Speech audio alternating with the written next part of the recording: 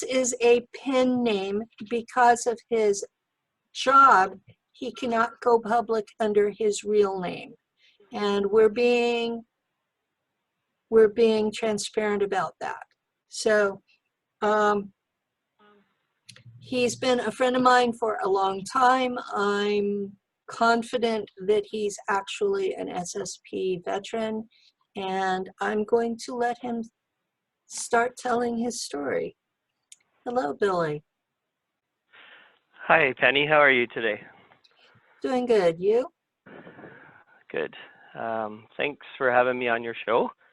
It's an honor to have you for your opening.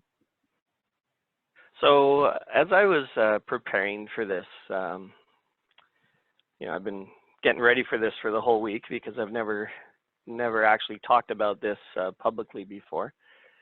And so I found myself waking up during the week with ideas in my head, what I should add, what I should not have in it.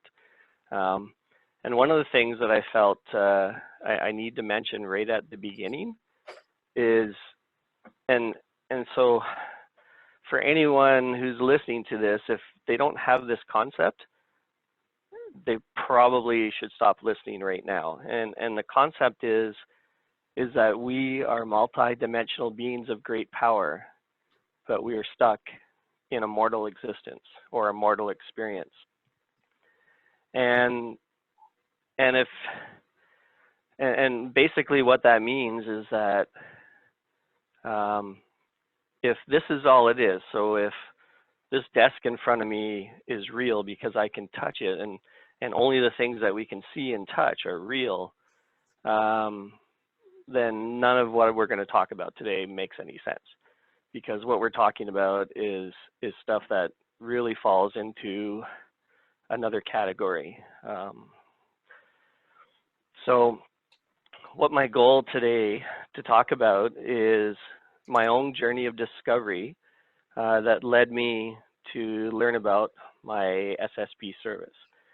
And this has been going on for a very long time.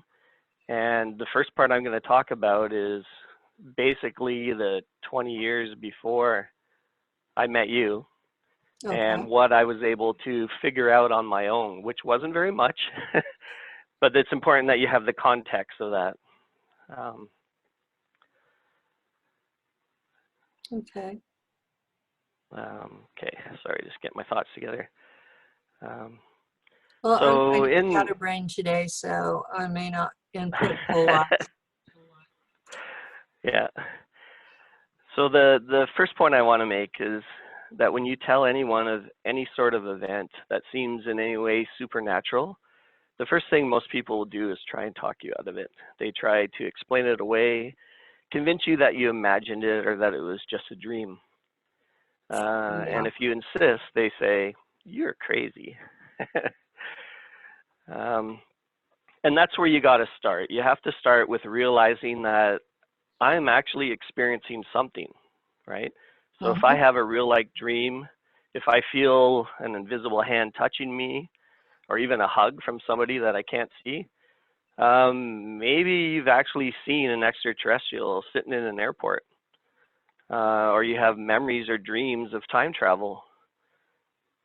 You know, you have to acknowledge that you've experienced something, and that's where you got to start, and that's kind of where I started. And my first encounter was actually with dreams. In my case, I knew from an early age that it was possible to dream about your future.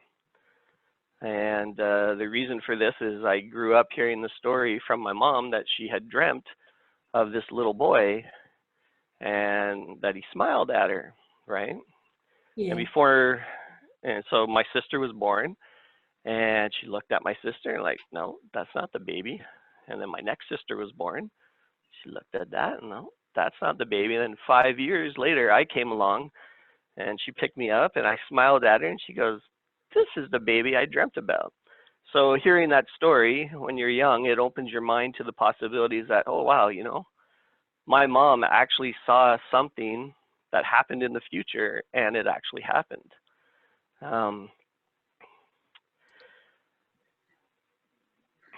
So, pretty sure, let's see, like I don't recall much from my youth as far as dreams and that go.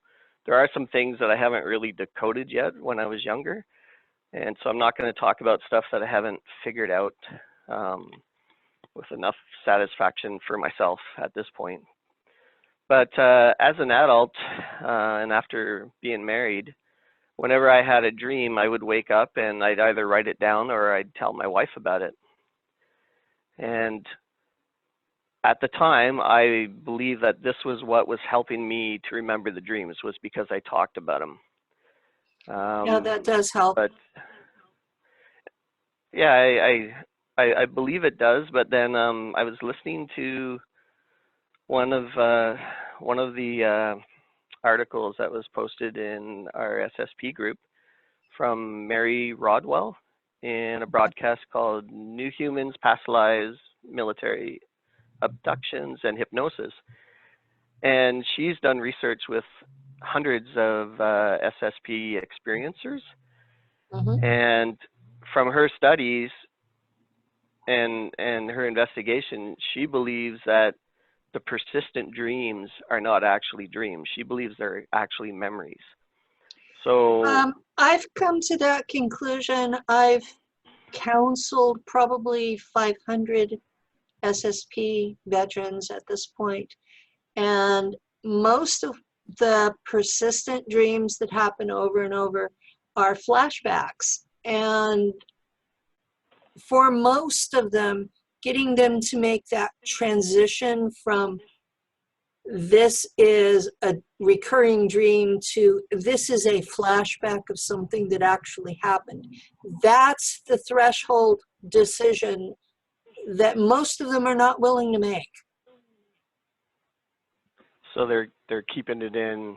This is just a dream, and they're not actually allowing it to be an experience. Yeah, that's the biggest problem I have with them. Most of the people that I counsel, I'm listening to their stories and basically giving them the feedback that this is common to us, you are not crazy.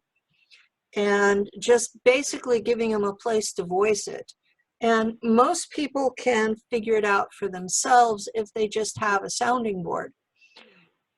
Occasionally, I have run across folks that I thought were possibly delusional and even dangerous. And those folks I have asked to see someone professional. It wouldn't, Okay. it wouldn't be, it wouldn't be being responsible if I let someone think they were okay when they weren't. I had a guy at work tell me one time, because I talk about stuff like this with my workmates quite a bit. And this one friend of mine, he looks at me one day and he goes, "You are completely crazy." And I looked at him, I said, "Yeah, and I got the same job as you." He goes, and then he said, "Okay, well, you're a very highly functional crazy person." And I'm like, "Yeah, okay." That's perfect. um, so going along with that, like I'm gonna stick to my sort of narrative that I believed I remembered those dreams because I talked about them, but I just wanted to bring up that point that it's possible that that's not the reason. This is just me figuring it out on my own. So on my own, I figured because I talked about them, that's why I was able to remember them so clearly. Okay. So, okay. Okay, so I'm gonna, let's see. So I have to refer to my notes on this one. Okay. So one of the first dreams that I had, I was sitting at this huge wooden table. I looked across the table and I saw these large windows that were opening up into a hallway. And at that point in my life, I guess I was, architecturally challenged. I didn't think that was a normal thing, right? I've since seen it so many times that it's quite normal. But at that point in my life, I was like, who would make a window that opened into a hallway. Like, it made no sense. And I remember clearly thinking that in my dream. And then I looked down and I noticed there was a calculus book sitting in front of me. I looked to the left and I saw the rows of the library shelves, and I looked beside me and there was another student and we were studying together. So not particularly an interesting dream, but the day that this dream happened was actually a pretty interesting day for me. So I had switched colleges to a college that went right through the summer. So I already had children, and finishing school as quick as possible was in my best interest. So I jumped in, I think probably third semester into this program. Okay. And so the goal was I would be done in 2 years rather than 3 years. So I'm at the school and I'm a brand new student. And I don't know if I told you, but at the time I was pretty good at Spanish. Now I'm completely fluent. But back then I was pretty good and still working on it. So I saw a couple girls I thought were Hispanic, and they turned out to be Ecuadorian girls. And so I started talking to them in Spanish. And so they said, hey, there's a Hispanic social club here. Would you like to be a member? And I'm like, hey, that sounds like fun. What do you do? And they, well, we learn dancing. We, experiment with food, things like that. And I was like, okay, that sounds like fun. I'll do that. And then I went on with my day. So at lunchtime that day, my classmates invited me to eat lunch with them because probably they felt sorry for me as the new kid, right? And so they're all guys. So we're sitting there like 16 guys at a table.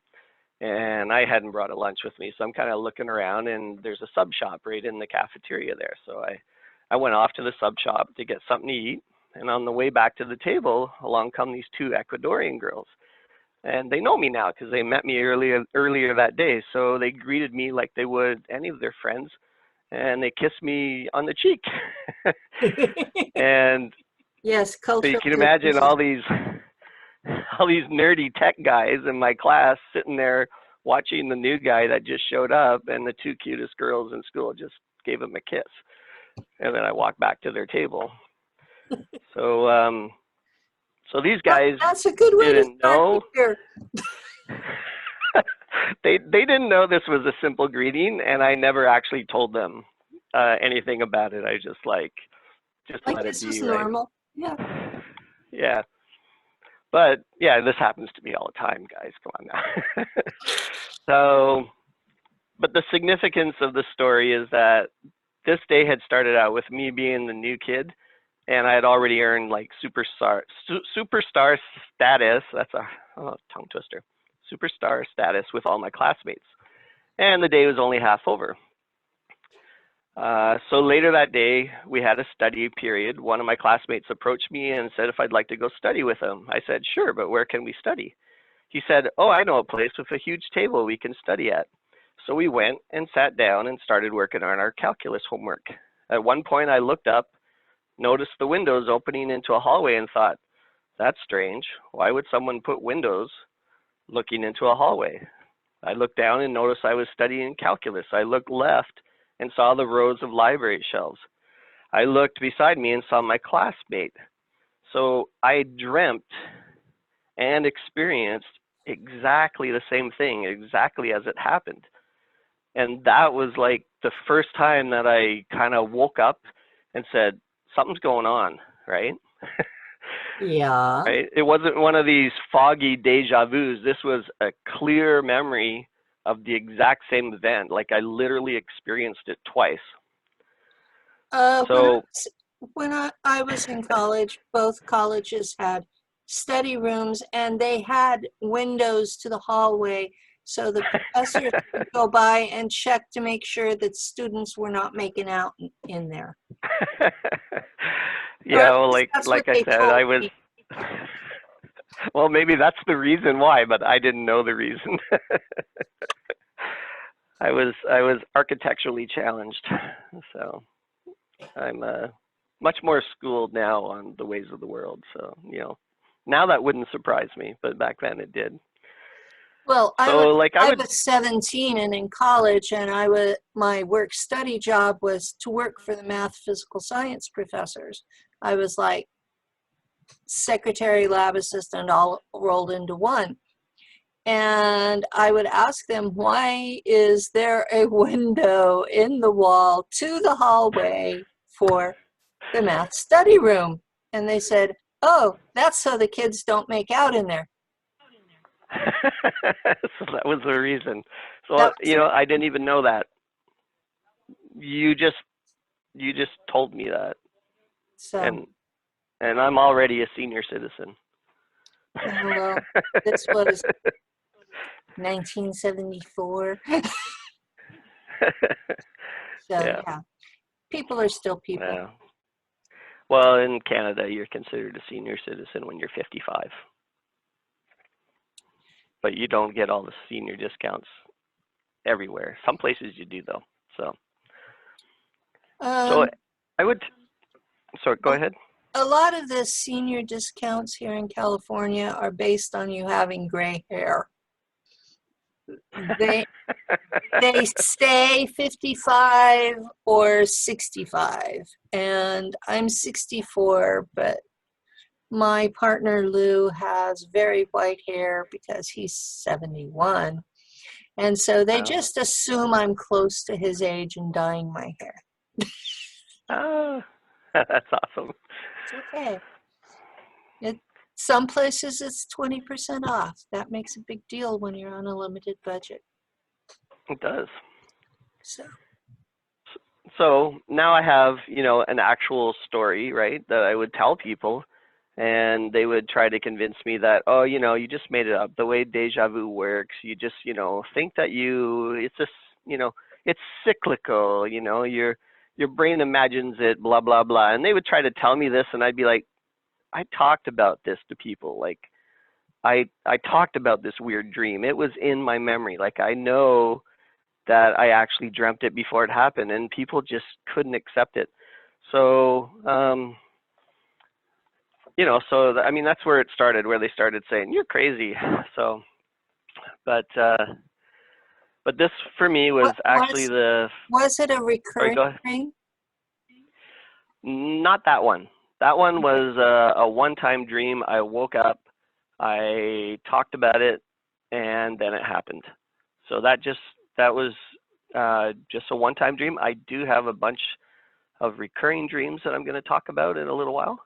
Okay. Um, so, um, but that was the first time that I'm aware of that I had experienced an event in a dream, and then experienced it in real life. And so my theory that I developed with like no help from anybody was that any emotionally significant event could carry enough power that it could travel up and down your timeline and be experienced in a dream or remembered by a past you. That Okay. might be true, but I'm formulating now another opinion of it, and I call it a piggyback memory. And I'm going to explain what I think that means later. You may have another name for it. We'll find out in a little while. But the point the point is that I was trying to make sense of impossible events. Like I was literally just trying to figure out what was going on. Mm-hmm. And there were a series of dreams that I had that all came true for me. And I was convinced that my thoughts were traveling to me from the future. I Um, I don't discount that possibility. no. I did get told I was crazy a lot, though. Well, that was because So as you're talking about it. yeah, You don't talk about it, nobody will tell you you're crazy. that's true, and that's what most people do. They don't talk about it. So, I anyways, as found if it bothers me enough to talk about it, then people usually tell me I'm crazy. oh, they shouldn't do that. People, But people, anyways, people turn into Agent Smith to reinforce the yeah, matrix is the problem. yeah, You're that pointing that out makes sense. you're pointing out a hole in the matrix, something that makes them see that their reality may not be the only one. But go ahead. Oh, that's a really good point, because it seems to be very general. Like everyone tends to go there very, very quickly. Like as Mm-hmm. soon as it doesn't fit within their little, vision of what the world is, automatically you're crazy. So that's But interesting. you're not. But You're I, just I, seeing I things they continued. don't. Huh? Sorry. Yeah. Sorry. You're not crazy. You're just seeing things that they aren't. Hmm.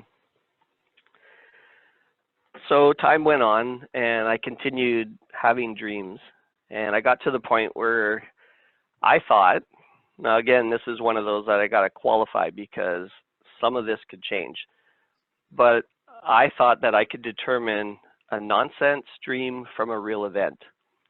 So for me, a real event just seemed real, and nonsense dreams were like my mind following a train of thought and just kind of creating a story. But now when I look back now after, learning a lot more about the secret space program and that, I look back on some of those what I considered nonsense dreams might not actually be nonsense dreams. So that's something that I gotta think about and do some research and Mm-hmm. decide. But what I'm sticking right now to is just what I figured out on my own by myself in those 20 years, right? Okay. Um, okay. So you'd asked me about continuing dreams. So Mm-hmm. I did have continuing dreams. Some of the dreams would happen like night after night, or they would reappear after an absence and come back again. Um, and this is actually when things started getting confusing for me. So I had those few dreams at the beginning, that came true, and at one point I probably could have told you 4 or 5 of those little incidents like that, but now I just kind of remember the first one, and the other ones I just don't think about them. But That's I was fine. having a continuing dream in which I was studying electronics, communications, and navigation. Um, they seemed like real dreams. They weren't very exciting. Just me and some others studying electronics or math. I don't think we had a uniform, but we were all dressed the same, and it kind of looked like we were wearing like bluish gray jumpsuits. That's what I remember. Okay. So, what I got from it, I was a tech studying with other techs. Now the problem is there was like 20 years of dreams like that. Like I was studying all the time in my dreams, but none of those dreams came true, and yet they seemed real. And that was one of the ones that I had a hard time figuring out. Um, but I had some other dreams like that as well. And okay, well, actually, I'm gonna go away from dreams for a sec. So Okay. I want to talk about something else that started happening to me. Um, so I currently work in electronics and communications, right? Okay. And I developed this theory, which kind of went like this: this is how I would explain it to my workmates because they would wonder how come I knew stuff. Um, so I said I developed a theory that because I don't quit, the universe gives up and just gives me the answer. That's an interesting thought. But yeah, but the reality was actually stranger than that. So what was actually happening is something would happen or a topic would come up, and it would be like a little file folder opened in my head, and all this information would just be there. And so I was remembering information that, as far as I knew, I had never learned. I couldn't tell where it came from or when I learned it. Somehow I knew I was right, and I was, and that still happens to me like every day. Um, you know, there'll be a problem with a piece of equipment. I'll just be like, well, have you tried this? And I'll be right. And they'll be like, how did you know? And I'm like, I'm not even sure. So, Yeah, I've um, had things like that happen too. I think it's accessing information that's like hidden, like you're describing. yeah. Well, I actually believe that when you experience that, it's evidence that your memory has been erased, but not to the point where that information is missing. It's there. It's just like if you were to do a quick format on a hard drive, you would just format the root directory. All the data is still there. It's just the pathway to get to it is clouded now. You can't see it because the root directory has been removed. And Ah, so that makes sense. I've kind of figured out that the reason why I have all that information is because of all those years where I was having dreams of real classes in bluish gray jumpsuits. So that's where all that information came from. I actually studied it, I just never did it on Earth. That makes And sense. all I have is, I have dream memories of doing all that studying, and I have all the information. So where's the disconnect, right? They erased my memory. That's the disconnect. Do you have any idea where you were when you were learning all this? All I can remember is that they were just rooms with like no windows. Okay. It was all like artificial lighting, very sterile environment. So it could have been anywhere. Yeah, could have been anywhere. Hmm.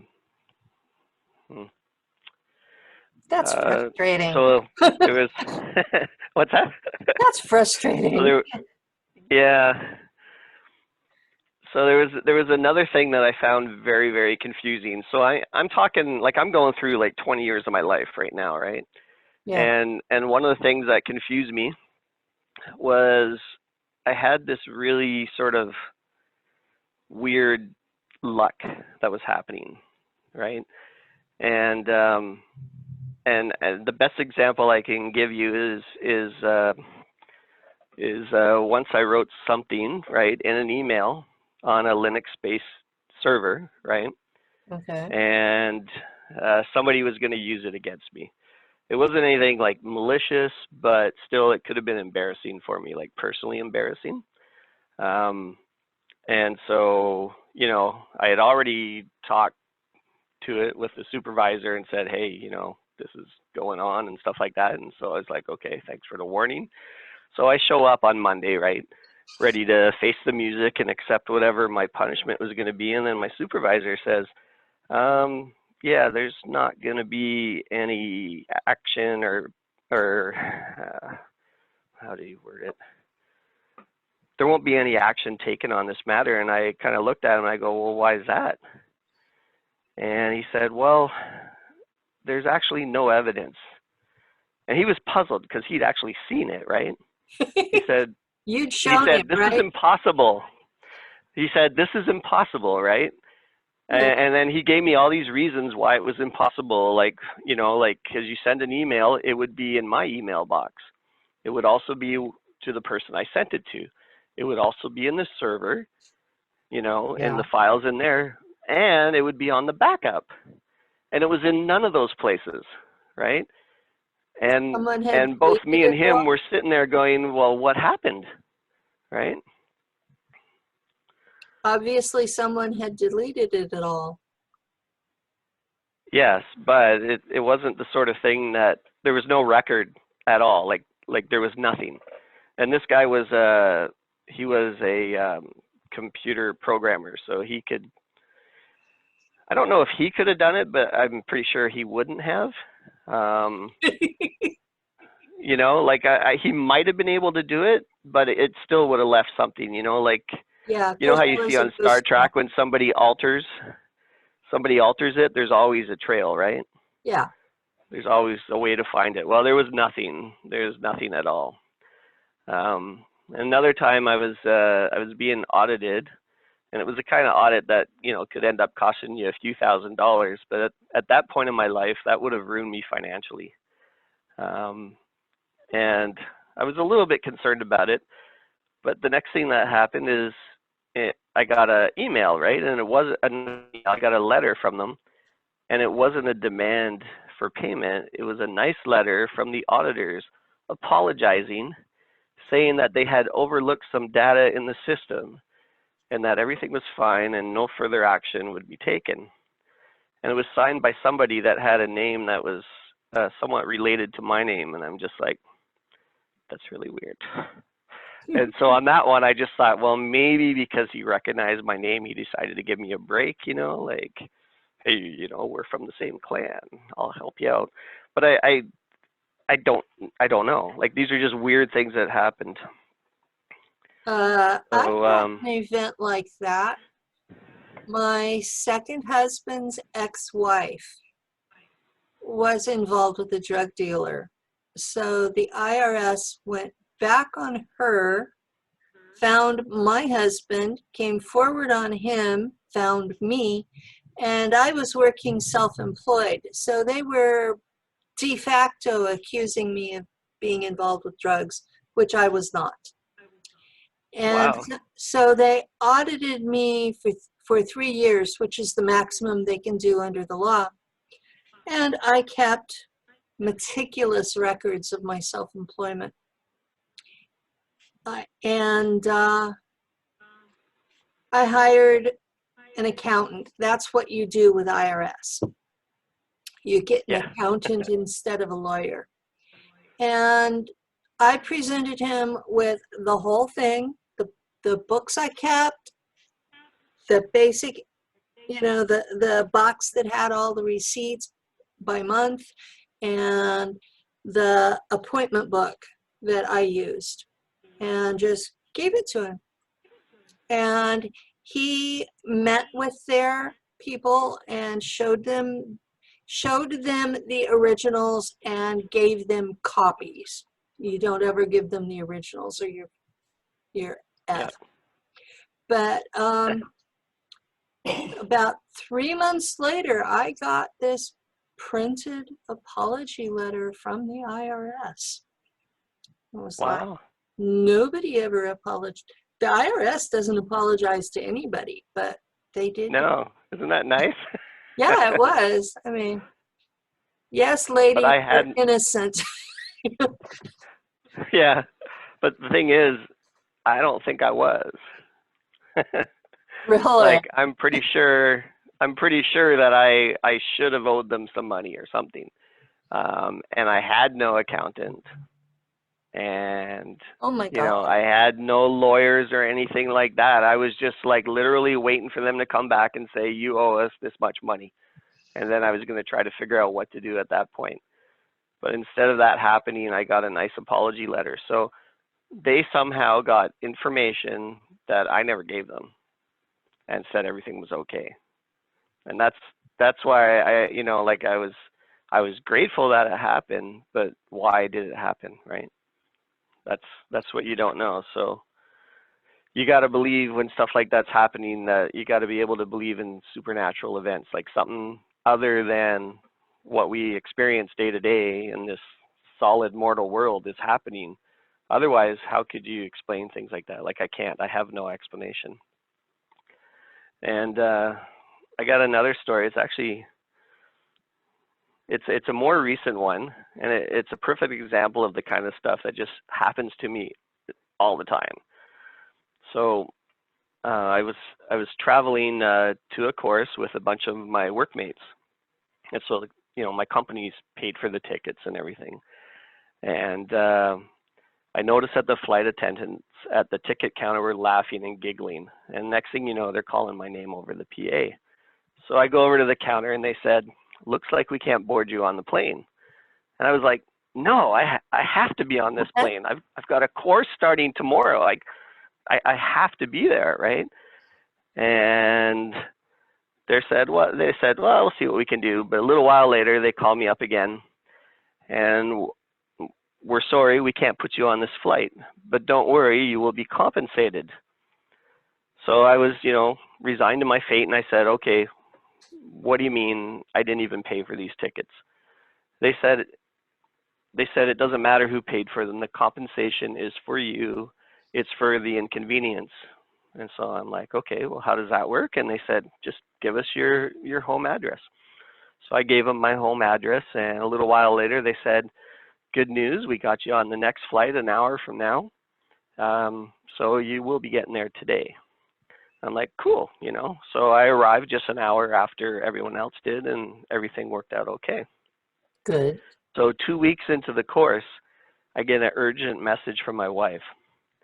And I can't remember what it was, but it probably had something to do with her getting her citizen application or some such thing. And it was one of those things where it has to happen right now. Like when they call you and say, we need you to do this, this is your one opportunity. Like you take it or you're going back into the waiting pool, right? Yeah. So she said, I need $800 right now. Where are we going to get it? And, and I was just thinking, it's like, man, I'm 3,000 miles away from home. I don't know how to solve this problem. And then I thought, oh, go check the mail. So she goes and she checks the mail, and like 10 minutes later, I get a phone call from her. There's a check in here written out to you for $800. And I'm like, yeah, a bunch of giggling flight attendants did that. I don't need it. Use that to solve your problem. And that kind of stuff just happens to me all the time.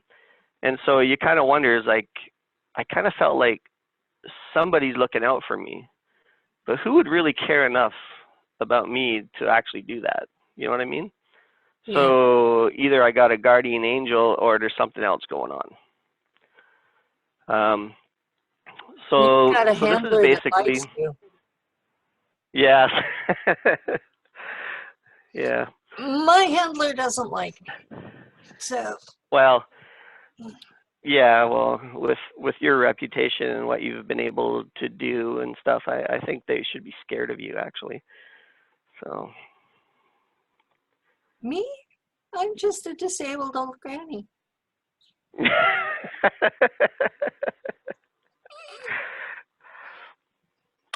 So that's basically, this is the 20 years that I'm talking about, and there's other stuff that went on there, but we can't talk all night.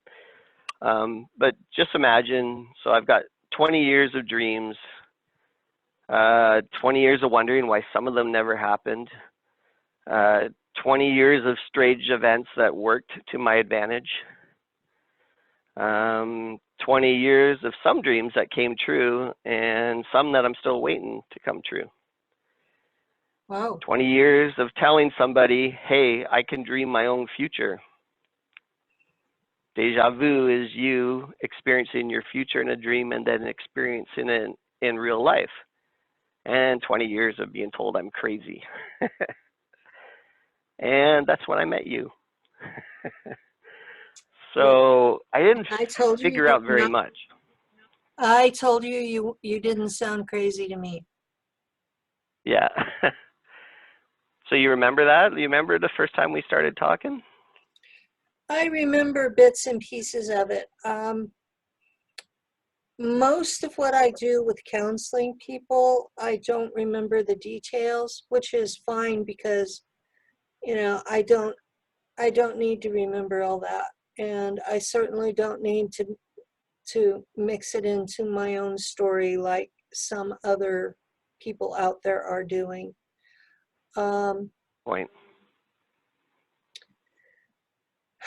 Yeah, so just help them with a little bit of information to sort it out, and then let them do their thing. And that's what you've been doing with me, and it's worked out really good.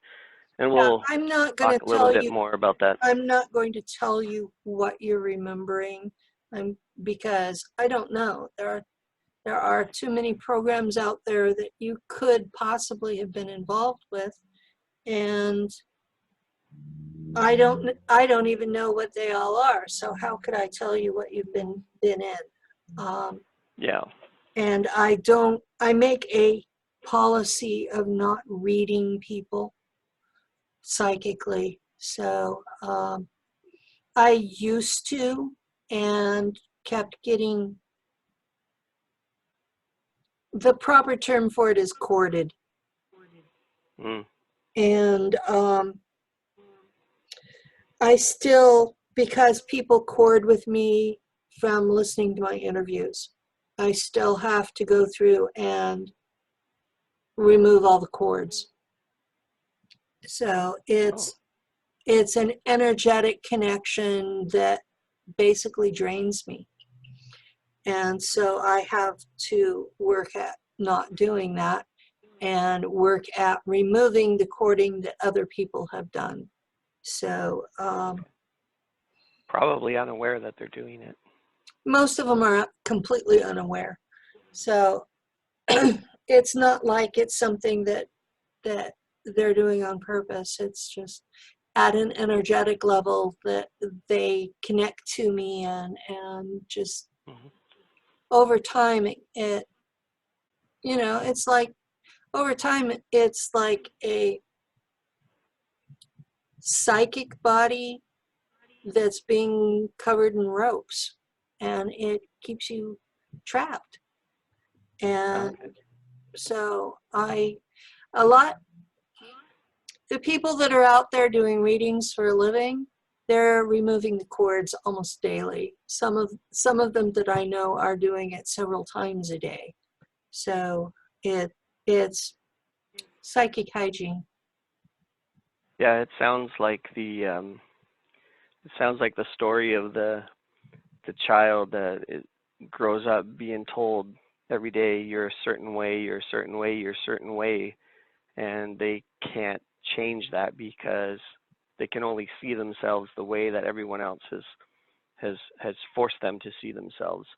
Yeah, Um, and they need to break out of that. It's the same idea. It's like your psychic ties or whatever kind of, well, they're psychic ties, I guess, as well. yeah. But that's something that people do every day in this planet. So, Most people have some psychic ability, and most people are in total denial of it. You even if even if you slap them upside of the face with "you're doing this," they don't want to believe it. When you finally get enough evidence that they are doing this, I've seen people have a nervous breakdown over it. One man who is a very good friend of mine had a really hard time when we, a group of my friends, we confronted him with, dude, you're telepathic. And he had a really hard time dealing with that, even though the proof convinced him intellectually, emotionally, he couldn't deal with it because that was so outside his frame of reference. He didn't think yeah. he didn't think it was possible. And so I don't bitch and moan about it. I just take care of the psychic hygiene, and I make an effort to not read people. Hmm. So I'm not sure if I told you how I got introduced to the group, and I still don't know um, where the invite came from. I had never even heard of the SSP ever in my entire life, and so I was actually doing some extra work guarding some buildings because of failed alarms. Hmm. Um, and because we're going to be there like all night, they allowed us to bring a laptop and we could tether it to our phones so we could, entertain ourselves while we were sitting there in a car watching a couple buildings that nobody cared about. So, They cared um, enough to have a so, guard. Come on. so all I was doing was I was chatting on Facebook Messenger, and it was just whoever I knew in the world that was awake at that time. I'd just chat with them, and that's how I was entertaining myself. And while I was doing that, that's when my invite to join the SSP Facebook page came to me. And I just looked at it and go, oh, that's cool. I like space stuff. So I joined, right? I had no idea what I was getting into. Most Um, people don't know. so Not with us. the so the next thing is I'm reading articles about the secret space program, and they strangely made sense to me. And I saw your comments, and I thought, oh, she seems to know what's going on, and that's when we started talking. Um, and I know we quickly progressed from like making comments to actually talking on Messenger. Mhm. And I don't know if you remember, but you stayed up the entire night with me, at least one night, maybe two or three. Yeah, I've done all-nighters with folks that were Yeah, dealing with the emotional impact of, oh my God, yes, I've been there. And yeah, it's not an easy thing to accept. And I've had people that I've done all-nighters with, and the next day they're back in total denial. yeah. So, Well, I wasn't one of those. nope, you weren't. So what I remember is both in the Facebook group and even on Messenger, right? Is that something would be mentioned, and my brain would go, and this and this and this, Mm-hmm. and I was getting it right, and that was really strange. So No, like it wasn't. ag- again, mysterious memories with no way of knowing where I got the information from, and so I had very little of the picture. And I remember saying this one time, so it was basically went like this. It's like, so they recruit you like this, and then you serve 20 years, get your memory wiped, age regress you, and return you to when they took you from.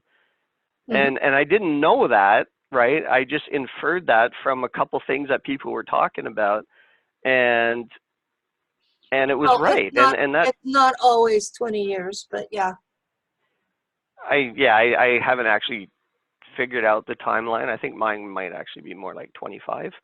Um, but I have to sit down and think and, check dates and do references, and that's time consuming, and I'm pretty busy. But Yeah, that's it time. is more than 20 though, for sure.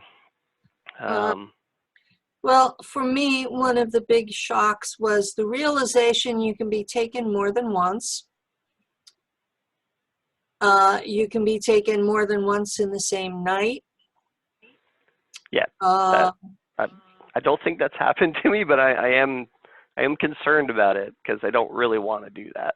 and then I read one of Stuart Swerdlow's books where he gave a definite number for how many alters they were creating in people, and I have a pretty good idea that that was probably accurate for me as well. And the sheer volume of them has been overwhelming. Um, so yeah, But you're actually connected to each one of those altars somehow, correct? well, yeah, they're fragments of my soul. So Yeah. we're all okay. People think of alters as totally separate people, but you're not. It's like a broken It, mirror. yeah. It's The, it's a the it's a piece of you that they've robbed you of. it's a broken mirror and broken mirror where the bits are still sort of in place, but they're not connecting anymore. So it's like you were talking about that the registry has been erased, so you can't access the memories. Oh, okay. It's like that. They're still there. They're still part of me. But they're not connecting anymore in regular memory. And some of them I've managed to do that with. I've got 30 that I've reintegrated. And I use Native American shamanic soul retrieval techniques for that. Hmm. Nothing else I found has worked, but that has gotten the bits back together. But if Stuart Swerdlow is right, I had approximately 2,200, and 30 of them is just a drop in the bucket. That's a lot of little pennies out there causing havoc in the universe. That's one way to put it. Lou is sitting back here cracking up.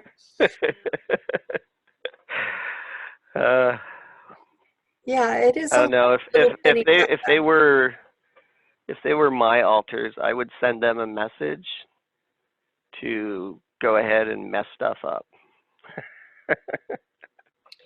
Well,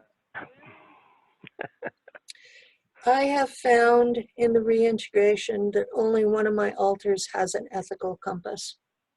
And that's the one that's here on Earth that talks to people and does counseling and runs the group trying to help people. The rest of them have no ethics whatsoever. They are literally out there doing what they're told until it reaches a point where that they feel put upon, and then they cause hell. So that's pretty. Do you feel like the alters have been somehow like robbed of their free will then? Yes. So they don't actually have the wherewithal to just say no. Whereas we as the mortal, we can change, right?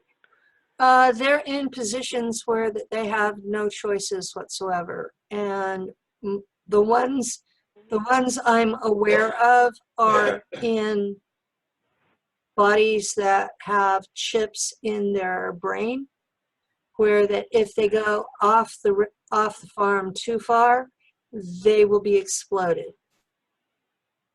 So that sounds pretty awful. There have been actions taken to make sure they don't go off the farm. So if you're aware you have a chip in your brain that will explode, anytime that you start to rebel, it kind of makes rebellion something you're afraid of. Yeah, I say that's an effective way to remove somebody's free will. So yeah, they're created through torture. They're programmed through more torture and training, and they get kind of a Stockholm syndrome where they attach themselves to their torturer in the hopes that they'll survive. And so they tend to adopt whatever the torturer wants them to do, just to keep the torture to a minimum. And then whenever these alters grow up, they become whatever their handler tells them. They're not all in space. There's some that are on Earth in use. And like you have dreams of things in your future, I get piggybacks where I'm watching an alter in action. And I'm not always pleased about what I'm seeing. Yeah. So I've had to deal with a lot of that. I have an assassin alter that I know she believes she's doing good. They've got her convinced that the people she's supposed to kill really are evil and deserve it. But watching her is one of the reasons why I'm so adamant about due process. You don't know if someone is actually guilty or not until they've been through an actual trial and you see evidence. You know, up until then, it's just rumors. Okay. I told you if I talk, I'll take you off track. I'm sorry. That's okay. I can get back on track now. So we were talking about how I met you and how I started this process of learning about the SSP. Mhm. And so after a few days of that, I came home one day and my elderly father lives in my house because we help him out and take care of him and stuff. Anyways, I told him the whole story about the secret space program and how I think I was involved with it. And I talked to him for like about an hour. He just looks at me and he nods and he said, you know, that very well could have happened to you. So there was there was no what you would call um he didn't look at me and go, that's crazy, you shouldn't be thinking stuff like that. He was just like, yeah, that could have happened to you. So I was like, whoa, my dad thinks this is I a like that. possibility. When I first um came public, my nephew decided to watch my first two videos, and then he informed me that I belonged in a nut house, and got another relative to come to the house with me, and they did a sanity check on me. I live in oh, that's California, sweet. and I live in California, and they have this law that it takes the signatures of two blood relatives, and Oh, they can commit you. Um, oh, okay. so this was my family's reaction. uh well, you should have just told him that you're just, you know, helping other people like yourself, and then let him make his own conclusions. So, He didn't even ask me ahead of time. This was the approach he took. oh, His attitude was, Aunt Penny is crazy, and we're just going to relieve her of her burden. jeez. Thankfully, thankfully the other relative decided that I was delusional but stable and able to handle my own affairs. That's good. So yeah, But if that happens again, you should move to another state. my family thinks I'm batshit, but you know, you should So, you should read the comments in my videos, my interviews that I've done with other people that are not on my channel. I've had psychiatrists label me all kinds of things. oh, yeah. But reality is, these things were done to me, and I'm exposing them and trying to help the other people who have been through the same thing. And if a person doesn't resonate with it, they're going to have trouble believing it anyway. And so my message is not for those people. Um, that is exactly what I was just going to say. That's actually why I'm talking to you today, is because I want to also help other people figure out what's going on. Good. And so I wrote down, I don't know why I did this, but I wrote down 3 little bits of advice for those who are experiencing strange events in their lives. 1 is, whatever you experience is real. If you dream it, remember it, feel it, it's real. It might not fit the narrative that the world imposes on us, but that's where you start. You start with just acknowledging, I experienced something. Okay. My next point was, don't expect to figure it out all at once. Nope. Takes a long Because time. I was on my own, and in 20 years, I didn't figure it out. I knew that something strange was going on, but I wasn't really sure what was going on. And then I also, point 3 was to take the time to listen and read other stories. Because I believe if something rings true to you, it probably is, right? So if somebody's explaining something and you kind of go like, oh, yeah, that makes sense to me, right? There's a Yeah. reason why it makes sense to you.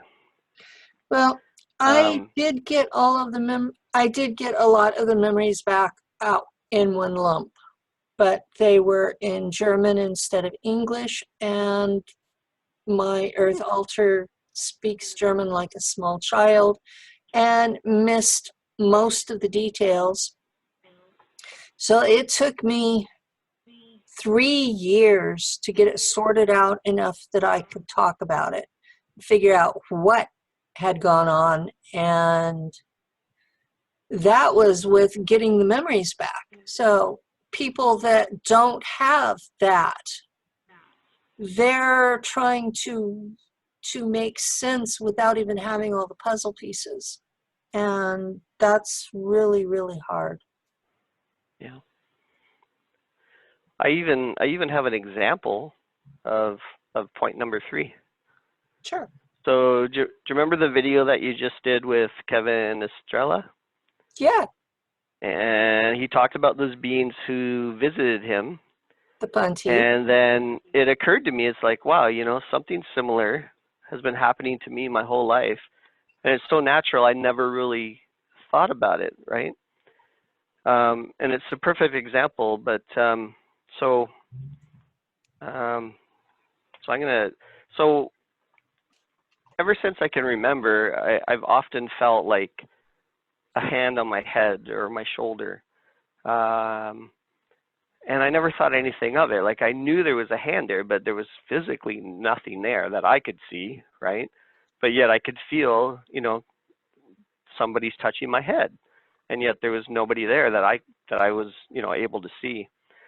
And it's been happening since I was a little kid. I didn't feel any malice, so I was okay with it. I was just like, okay, I don't know, like, is it a spirit? It's a ghost? I don't really know, but they're not hurting me, so I didn't worry about it. What I never thought was that it could actually be an alien, like what was happening with Kevin, right? And so Yeah. that brings me to an experience I had a couple of years ago where I was away on a course and I was sharing a room with a workmate. And this one night I was in my bed and I was lying on my side. And I was in that half awake, half asleep um, place where they sometimes call it sleep paralysis, where you're Okay. aware, but you're not really able to move. And I feel someone get in the bed behind me and hug me, right? And my first reaction was like, oh my gosh, my roommate, you know, just got back from the bar or whatever, and he's trying to get into bed with me, right? So I tried to scream out, and all I could do is like squeak, right?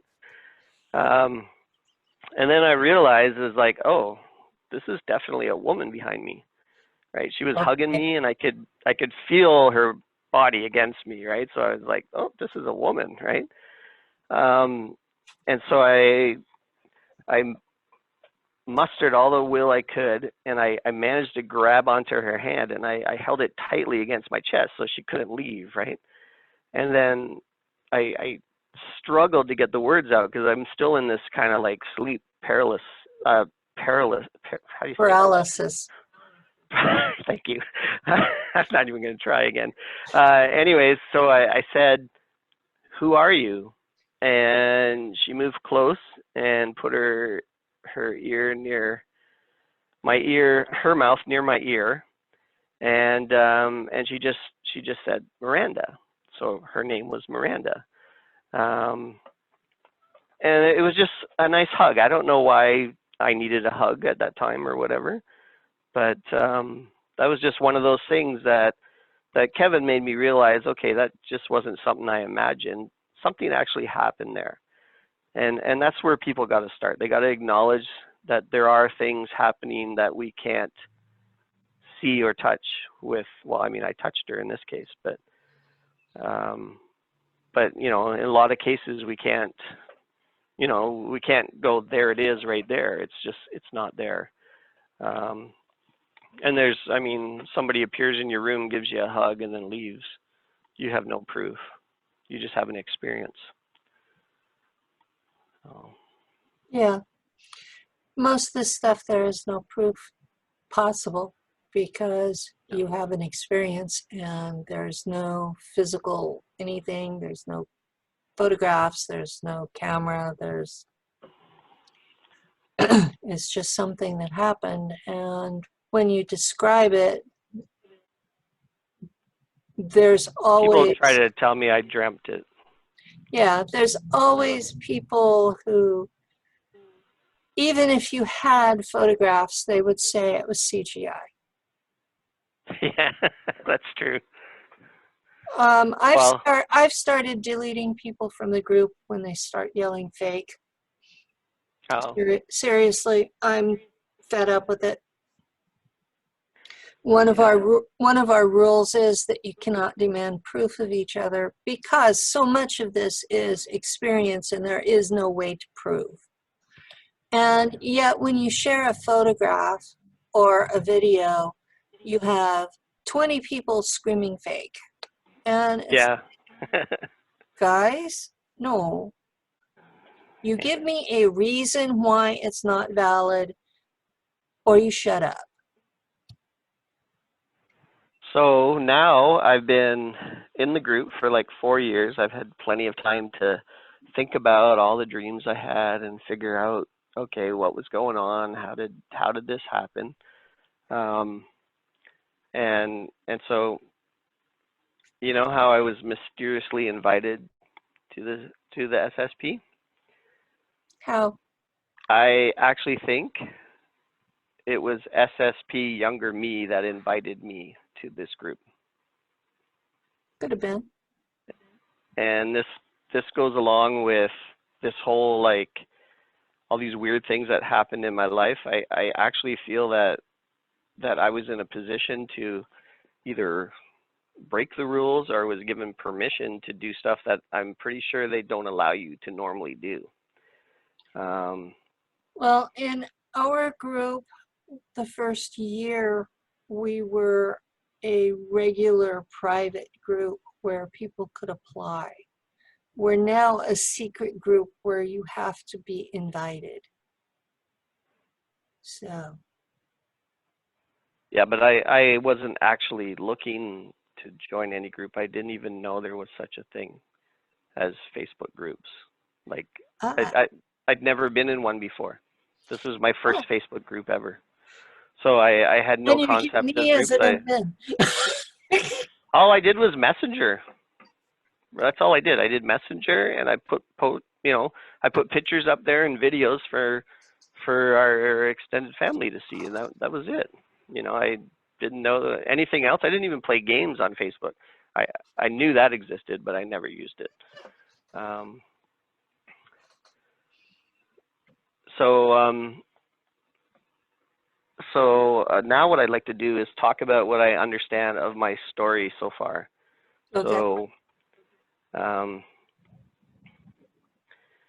so there's one day when I was home. I'm not sure why I was home, but while I was home, I felt impressed that there were some guys in a gray van in my driveway who needed directions. So I went and looked out the window, and sure enough, there's a gray van in my driveway. So I went out to talk to them. The next memory I have is me waking up in my bed about 2 in the afternoon, which was kind of strange because I don't normally sleep during the day. And the sun was like really, really bright. We had this like, I don't know, like buttercup yellow paint, and it just seemed like it was just like so brilliant, right, that it almost hurt my eyes. That's when I woke up. Um, but that wasn't the only strange thing that happened. Is when I woke up, I had this really, really, really weird dream, like a dream that I thought was impossible. And I'm pretty sure that everyone that's listening to this is going, oh, he had the dream where he stepped through a portal into his bedroom. But that's Yeah. not the dream I had. Okay. I had a totally different dream. And this goes along with me thinking that I did some stuff in the secret space program that probably I should have gotten in trouble for, but I didn't. So, Okay. do you want to hear what I did dream? Of course. Okay. So, I dreamt of a beautiful woman. She was morena. That means dark skin, black hair. Um, Her hair went down past her shoulders. I couldn't see her face, but she was very shapely. There was a blue light behind her, and the walls were just slightly wider than the bed that I was lying on. There were two vertical lines running down on either side of the bed that I thought were posts or beams or something similar. It couldn't really tell what it was because there just wasn't very much light in the room. We were making love, and that's all I'm going to tell you about that part. Okay. But what I felt was there's just like this incredible, powerful feeling of love. And I didn't know if it was the way I felt about her or if it was coming from her. But my first thought was, that's impossible. No one can feel that way about someone. And the only memory I have that comes even close to that kind of powerful feeling was like my high school sweetheart. And it, that was, and to me at that point in my life and my experience, I thought that was the only time you would ever feel like that.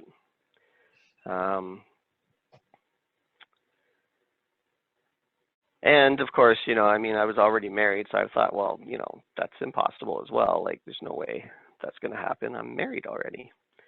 But then there was one other thing, is I knew her name. So when I woke up from this dream, I knew what her name was. But it was a name that was beyond my experience, right? It was a name it was a first name that was actually two separate names. And this didn't even make sense to me. And I'm like, that's impossible. Like, nobody has a name like that. But that was my experience. It's actually very common. But, I was not raised Catholic, and neither were my parents or my grandparents. So I didn't know how common this was, but in my experience, nobody has a name like that. So her first name started with Maria. Makes sense, right? Mm-hmm. Now, I'm not going to actually tell you her name. It's a very rare name, and I don't want anybody to look her up and find her, right? But, and actually, she's only ever met one other person that has the same name as her. So anyways, I went downstairs, and I told my wife at the time about this crazy dream I just had. And that was actually the first of that series of dreams that I told you about earlier. And it was probably the start of my eventual breakup as well. So I don't think you should tell dreams like that to your wife. So it wasn't long after that I had the dream where I dreamt about the school with the big table and the windows that opened up into a hallway. And it was sometime after both of those dreams that I actually had the experience. But I actually had the dream of this beautiful woman first. So that actually ended up happening. Yeah. So. Okay. Good to know. But we'll talk about that in a little while. So I'm looking at it, now looking at it, and okay, I kind of know what the secret space program is. Why did I have that dream instead of the standard dream, right? And so just think about it. If I'm in space right now in my secret space program years, and I'm watching myself on Earth like self-destruct, right? Yeah.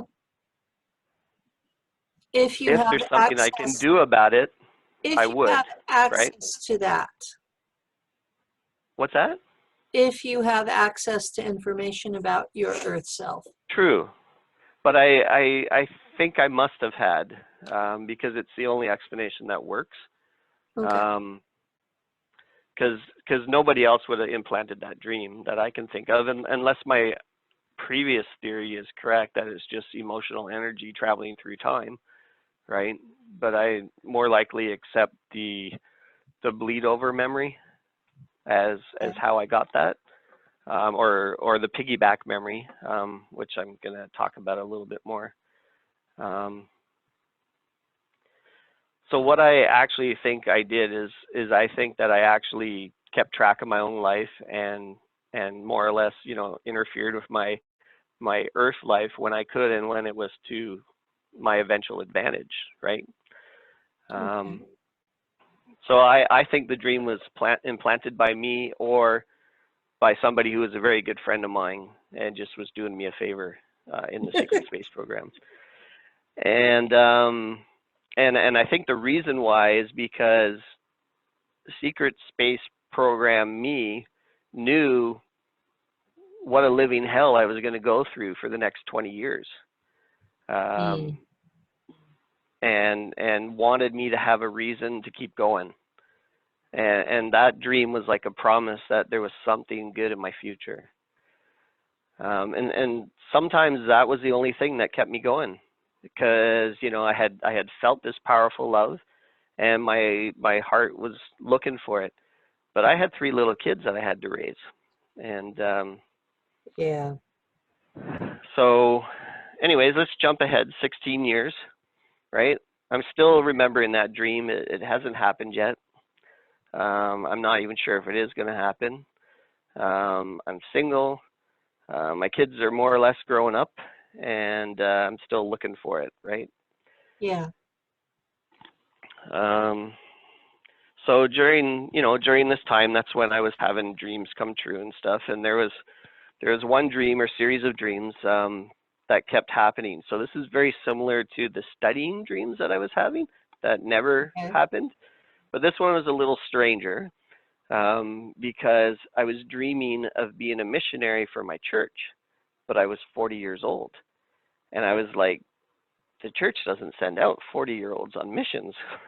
So I'm like, this dream, like, what is it about? And I kept having the dreams over and over and over again. But at this time, I ended up living in a big city, and I was single, and I had time on my hands. So they called me in, my pastor called me in and said, we would like you to work with the missionaries. And I literally breathed a sigh of relief, because I was like, that's what the dream was about. They're not going to send me out somewhere on a mission. I'm just going to help out the missionaries that are working, in my city. And so it was like one of the funnest times of my life. I would meet up with the missionaries, and we'd teach in somebody's home about what we believe. And I'm not going to discuss that here. Thank you. I try to keep Yeah. I try to keep this a religion-free zone. Also, Yeah. The only reason I'm also talking a about this. politics-free zone. Yeah. I'm talking about this because I dreamt about it and it came true. Okay. But you know what? It was a really fun time for me. I really thoroughly enjoyed it. They're wonderful young people that I got to work with, and I had some great experiences and help people to live better lives, right? And that's all. We're going to talk about that. Okay. But okay. Okay, sorry, I got to catch my thoughts here for a sec. Okay.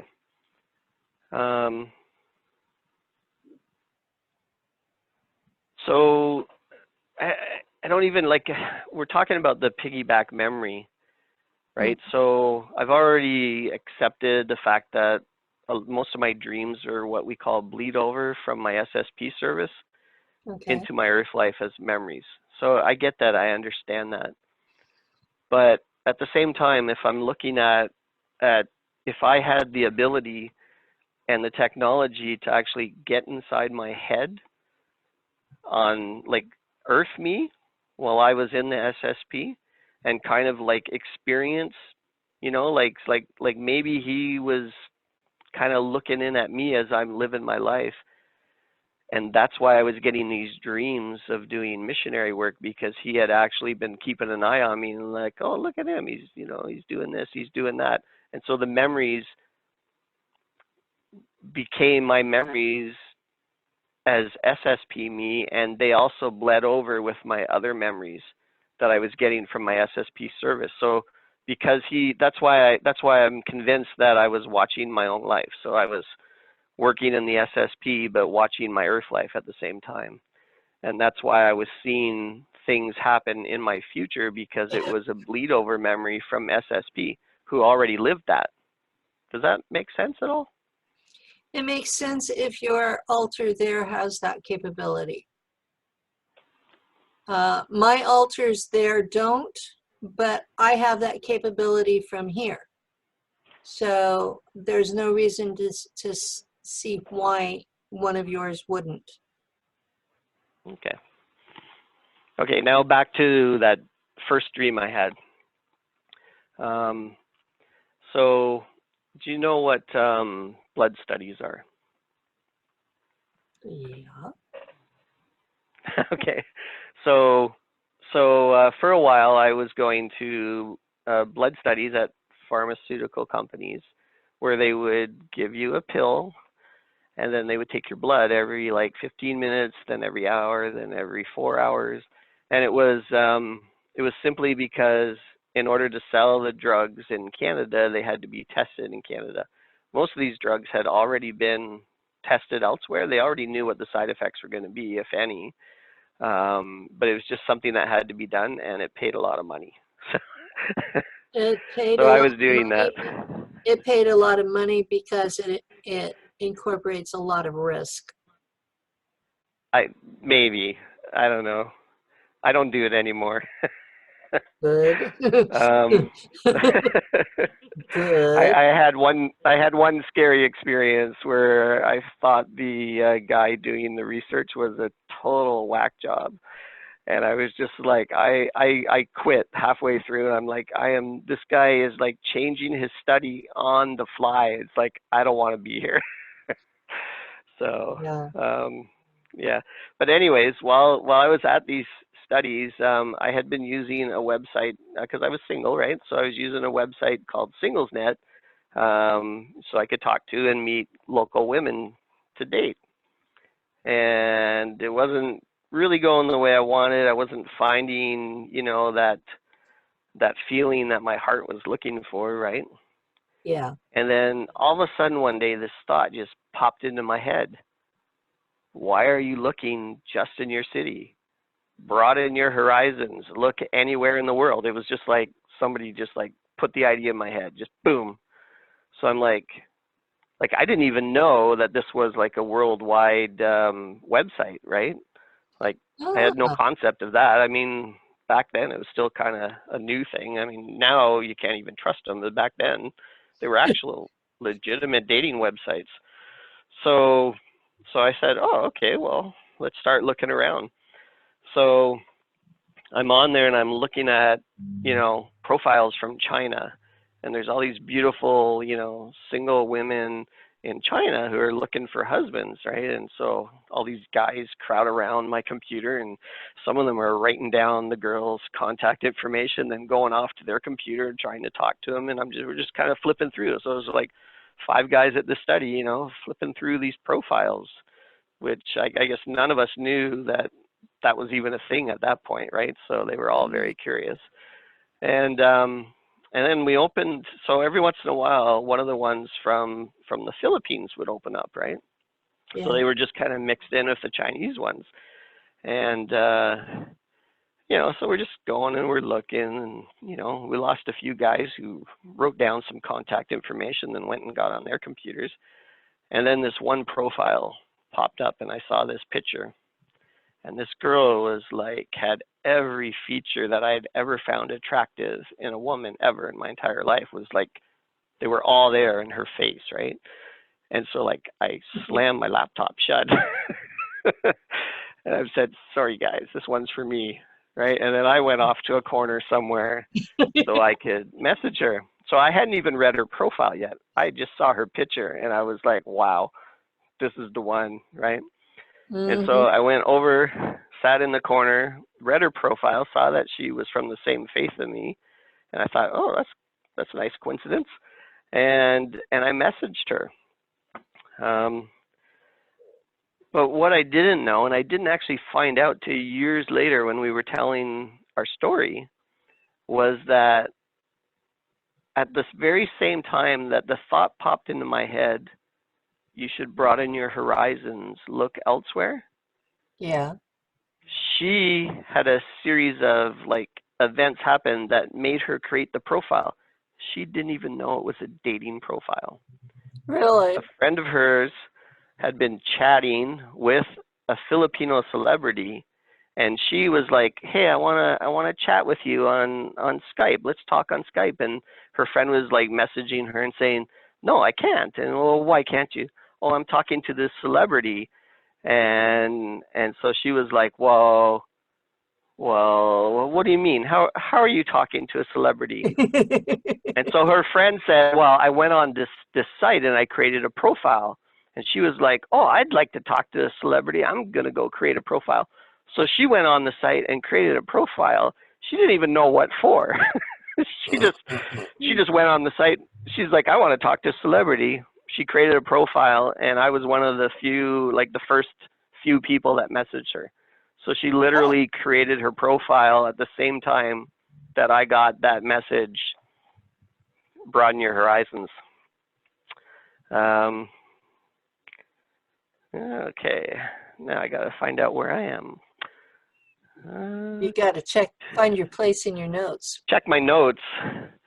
I got an outline, and we've kind of strayed off it a little bit, but I told you if I okay. talked, you would. So, anyways, yeah. So it was love at first sight for me. It took me like 8 months to win her over, but I was determined, and in the end, she started to have feelings for me as well. Um, okay, so now I told you I'm not going to tell you her name, but we are going to give her a name so I can tell this story. So we're going to call her One, right? You've already So called her Maria. yes, but that's you'll get it when you hear the story. So Okay. one day we were chatting. She giggled and said, "You know, my name isn't actually One. So what is your name?" I asked. She said, "All my sisters, we are the same." "What do you mean?" "Well, we are all Maria. Maria 4, Maria 3, Maria 2, and me, Maria 1. So I almost fell off of my chair. It was the girl's double name that I had dreamt so many years ago. And I had never met anyone with that name, and she was already my girlfriend when I found out that she had that name. So a little while after that, I went to the Philippines, met her for the first time. We got engaged. It took me 2 years to get back because when I got home, I lost my job. Oh, Took me a gee. while to find a good job, but I went back 2 years later and we got married. So on the second night after we were married, we came back to her house and we slept in her room.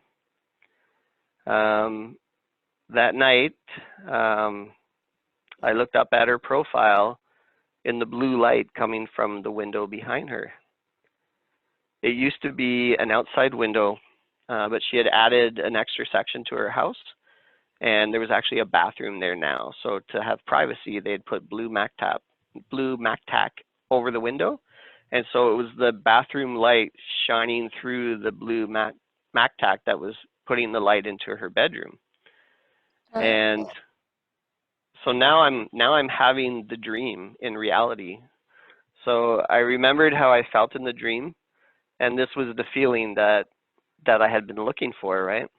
Yeah. And everything was exactly the same. I remembered it. I kept saying her name is Maria 1. Her name is Maria 1. Her name is Maria 1 over and over in my head, and kind of laughing, right? Because I was remembering how I woke up and knew her name. The straight lines on either side of the bed that were sort of in my field of vision, and I wasn't sure what they were. Those were actually clothing hooks on the wall because it was a very small bedroom.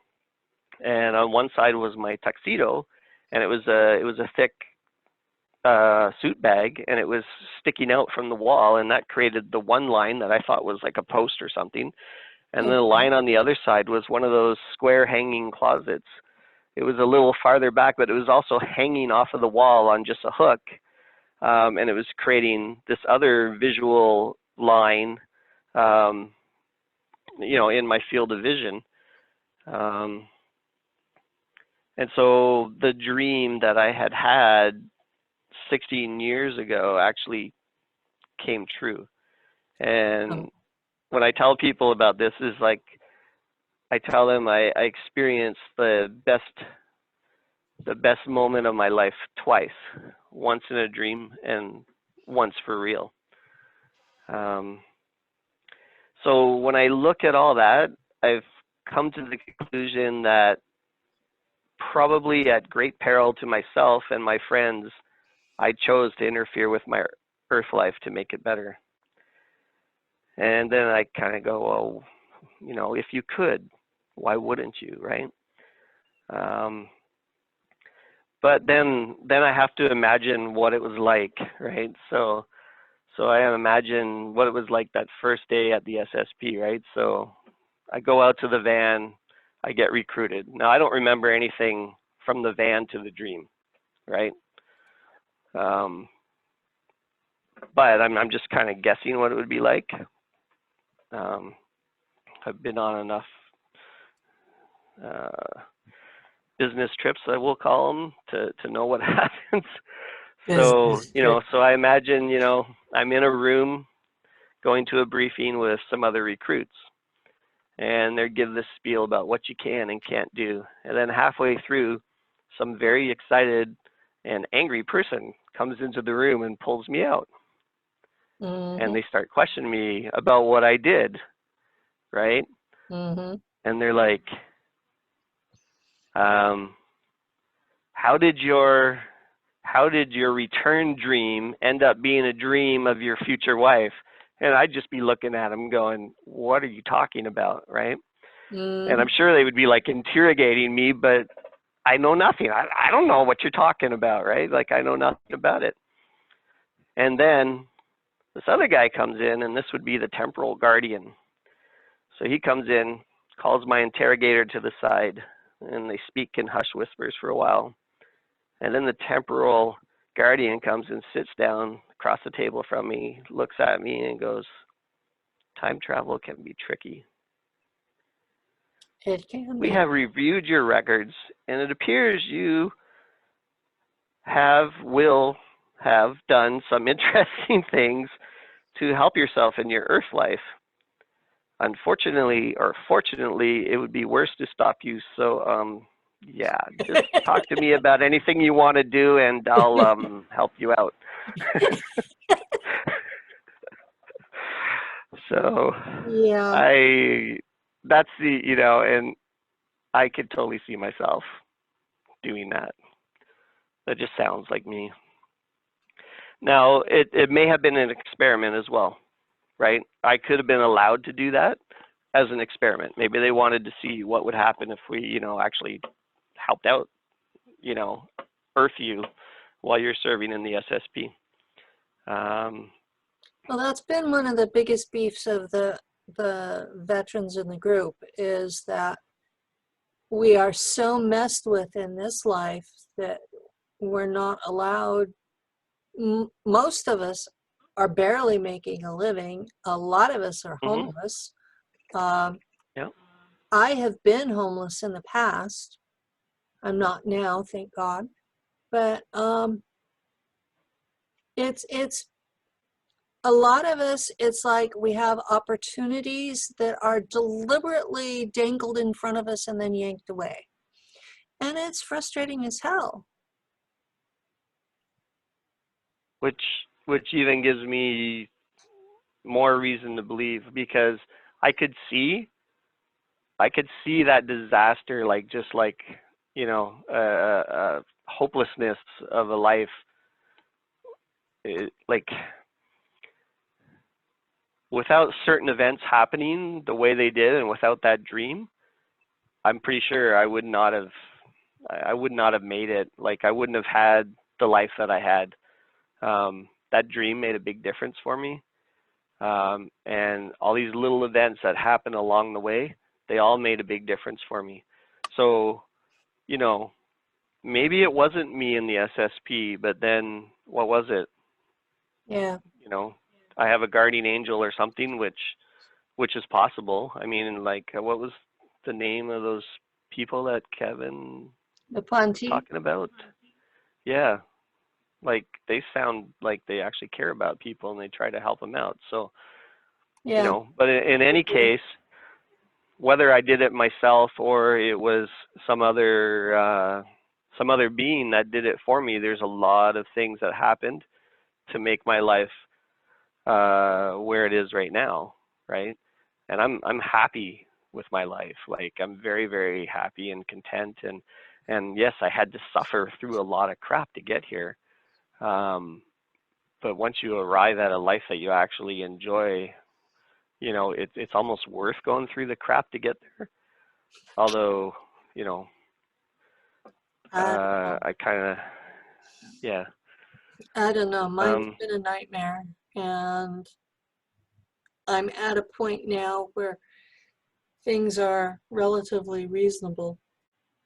So, but last summer in June, I got picked up and the CIA broke my shoulder because they didn't like what I was doing. And not long big after dumbass. that, I have partial memory of me, Penny, Earth Alter, being interrogated by the German High Command over what did I think I was doing talking so much. And I was actually contacted by the Draco Queen Mother and told, you know, if you're going to talk about us, make sure you tell the whole truth, the good and the bad. So, Yeah. yeah, that was basically what the High Command said too, was if you're going to talk about us, tell the good and the bad.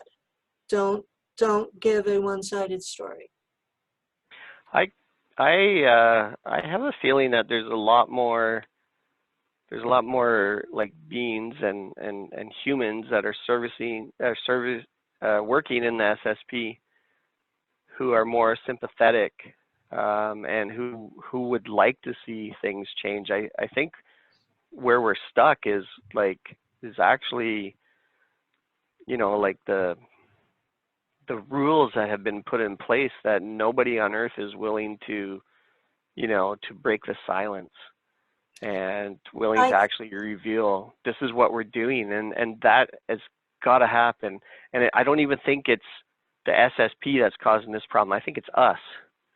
I think the So problem is at the CIA level because they are the ones kidnapping the kids to serve in space.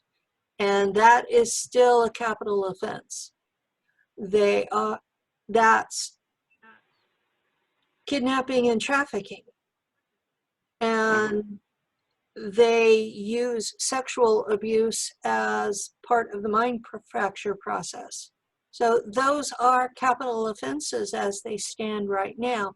Why would they be willing to make that public announcement that yes, we've been doing this, whenever that makes them liable for criminal prosecution? And true.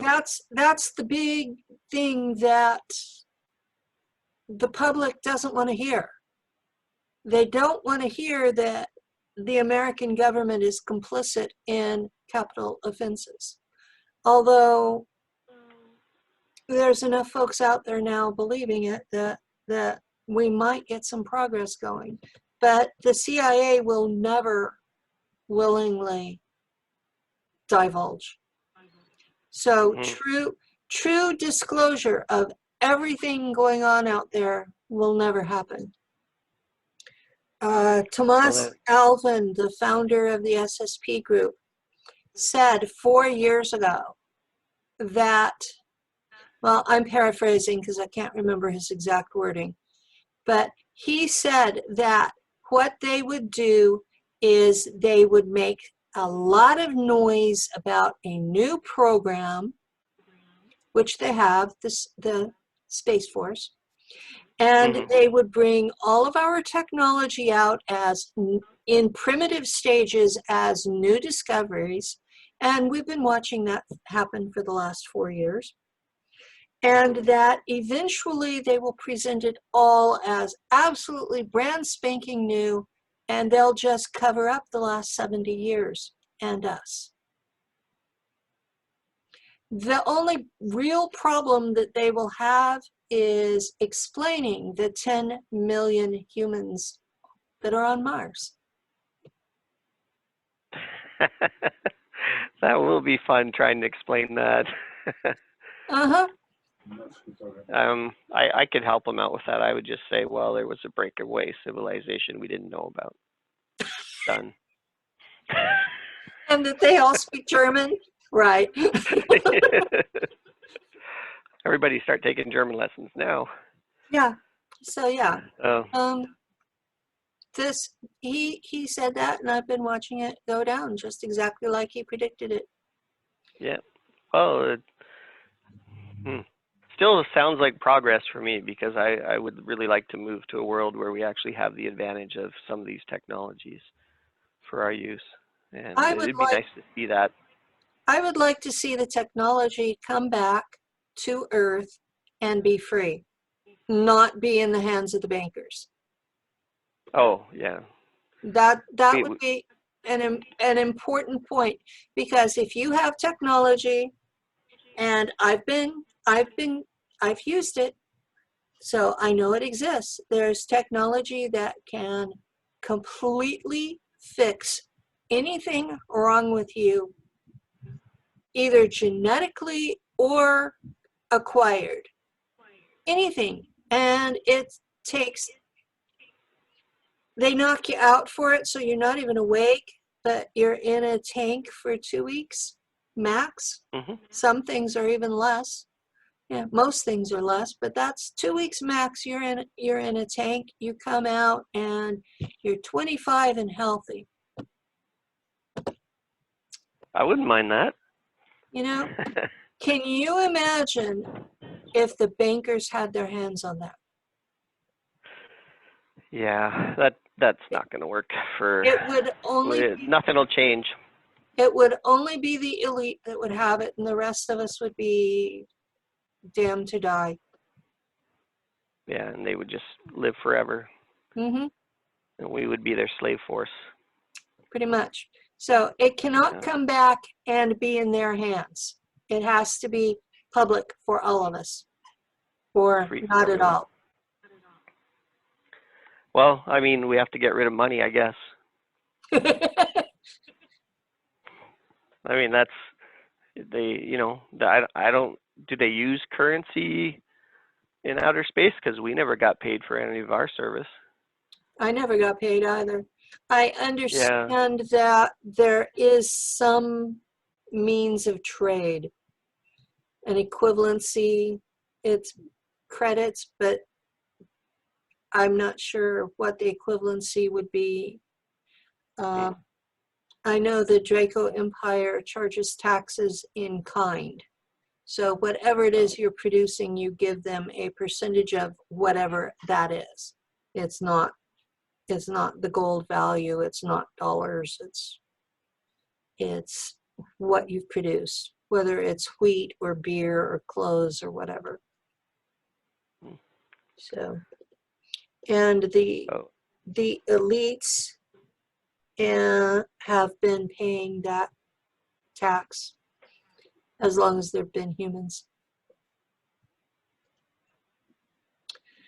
so So, I have another dream, or memory, okay. and I remember this one really clearly because this one is the most recent one. And actually, it's the last dream I've had that I think was connected to the SSP. Okay. Although I guess there's always the possibility I could end up having more. Of I course. haven't had any for a while, but what this dream was my SSP retirement party. And when I woke up from this dream, I felt like I was the star of my own sitcom show, right? So so in this dream, um, everyone was greeting me. Everyone was happy. I had just walked into this large room past what looked like a reception desk. There was a girl behind the desk. She addressed me and she said how dashing I look. And I responded out loud, note to self, send that girl some candies. Um, and I think they did that in a movie once. I think Mask, he said that. But anyways, so everyone was like dressed to the T's. There was like, I would say it was like a 60s look, but with an ultra modern stylization of 60s looks, right? Okay. And I thought I was the star of the show because I was like, seemed like I was the most important person there. So when I woke up, I thought, oh, I was the star of my own sitcom. That's really weird. But I didn't understand what the context was. When I woke up from the dream, it took me a while to figure out what was actually going on there.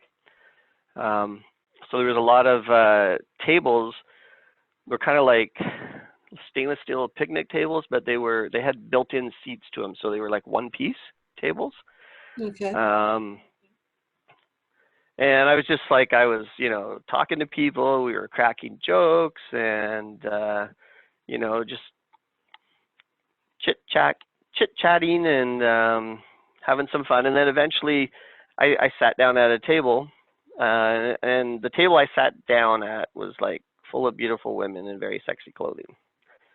And I remember at one point I thought, oh, what would happen if I just leaned over and kissed the girl next to me? So I turned to the right, took the girl in my arms, leaned her back, and started passionately kissing her, and she responded. And I know I've told you about this before. Do you remember what you told me then? No. You were kind of upset because you said that she was probably one of the girls from one of those programs. Well, they do have girls from those programs on the ships. Yeah. But anyways, so that was a dream that I had, right? And I feel like that was my retirement party. So I don't remember much past where I kissed the girl. I think that's probably when I woke up. But it was just like a really, really fun event, and just lots of laughing and joking, and of course there was food and everything there. And I feel that was like the end of my official SSP 20 and back, or 25 and back, whatever it was, career. Cool. And Well, I don't know if and you realize this, but we've been talking over 2 hours. yeah, I know. And That's all. most people will only listen to the first half hour. So Yeah. So are you gonna edit a lot then? no, I'm just going to say good night. Okay. Well, it's been a pleasure talking to you.